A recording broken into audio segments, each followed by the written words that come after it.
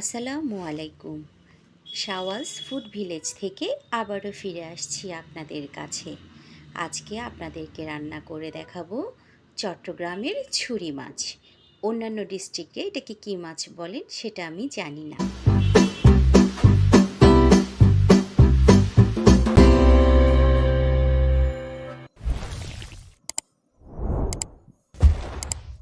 আজকে খুবই সামান্য উপকরণ দিয়ে আমি এই মাছটি আপনাদেরকে রান্না করে দেখাবো। প্রথমে একটা আস্ত ছুরি মাছ নিয়েছি, একটা মাজনির সাহায্যে ফ্রেশ করে নিয়েছি মাছটাকে। আমি মাছ ক্লিন করার জন্য একটা মাজনি ব্যবহার করি অল টাইম আলাদা। মাছটাকে আমি টুকরো করে নিয়েছি, এভাবে সাইজ হয়েছে টুকরোগুলো। এখন একটা প্যানে দিয়ে দিচ্ছি পরিমাণ মতো তেল। আমার ফ্রাই প্যানের তেলটা গরম হয়েছে, এখন আমি 4টা উপকরণ নিয়ে নিলাম: টমেটো, পেঁয়াজ, ধনেপাতা আর কাঁচামরিচ। এখন আমি তেলের মধ্যে পেঁয়াজ ছেড়ে দিয়ে দিচ্ছি। এখানে আমি 1 কাপের মতো পেঁয়াজ নিয়েছি। পেঁয়াজগুলোকে আমি ব্রাউন করে ভেজে নিব।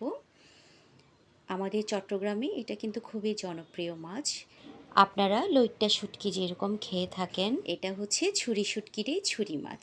এই কাঁচা মাছটাকে শুকিয়ে ছুরি শুটকি করা হয়।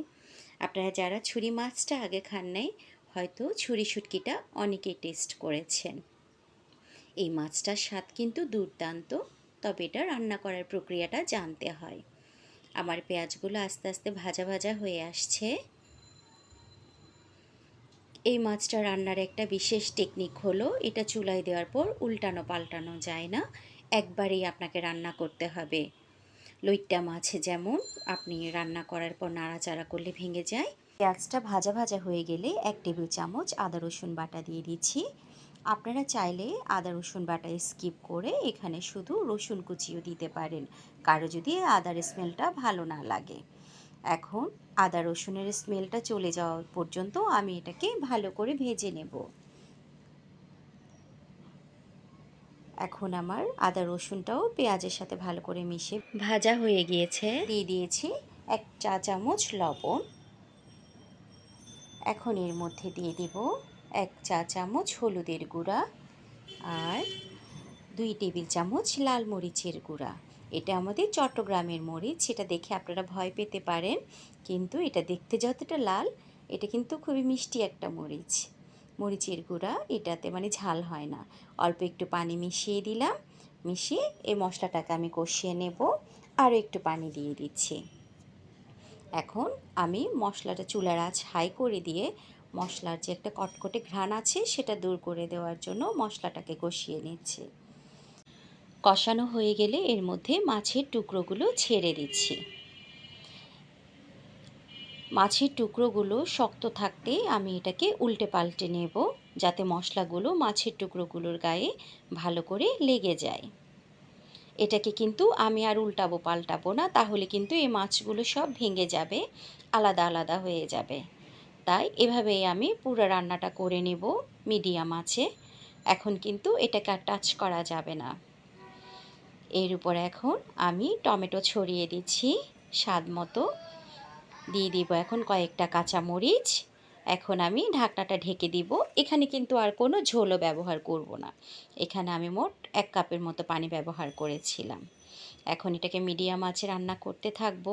15 মিনিট পর আমার মাছটা সম্পূর্ণ হয়ে গিয়েছে। দেখুন কত সুন্দর হয়েছে। আমাদের চট্টগ্রামের মরিচের গুঁড়াটাও অনেকটা কাশ্মীরি মরিচের মতো। এটা দেখতে যতটা লাল, খেতে কিন্তু কোনো ঝালই নেই। এখন আমি সামান্য ধনেপাতা কুচি ছিটিয়ে দিলাম। এখন আমার মাছটা পরিবেশনের জন্য তৈরি একদম। আমি মাছটাকে চুলা থেকে নামিয়ে নিচ্ছি। এখন আমি একটা প্লেটে আপনাদেরকে পরিবেশন করে দেখাবো। এই মাছটা কিন্তু খেতে অনেক সুস্বাদু। আপনারা যারা আগে খাননি অবশ্যই ট্রাই করবেন, খেয়ে দেখবেন মাছটা কেমন লাগে। আমার কিন্তু অনেক পছন্দের একটা মাছ। আমি দেখুন আমার একটা মাছের টুকরো কিন্তু ভেঙে যায়নি, যেহেতু এটাকে আমি শক্ত থাকতেই উল্টে পাল্টে মশলা লাগিয়ে নিয়েছিলাম। লইট্টা মাছও আপনারা সেম প্রসেসে এভাবে রান্না করতে পারেন, তবে লইট্টা মাছে আপনারা ঝোল দিবেন না। লইট্টা মাছ থেকে অটোমেটিকলি ঝোলটা বের হয়ে আসে। এভাবে মশলার সাথে শক্ত থাকতে দ্রুত কষিয়ে নিলেই হয়। তৈরি হয়ে গেল আমার মাছটা। এখন এটা খাওয়ার জন্য সম্পূর্ণ তৈরি। আজকের জন্য এটুকুই। আপনারা সবাই ভালো থাকবেন, আমার জন্য দোয়া করবেন, নতুন নতুন রেসিপি নিয়ে আসার জন্য আপনাদের কাছে। আল্লাহ হাফেজ।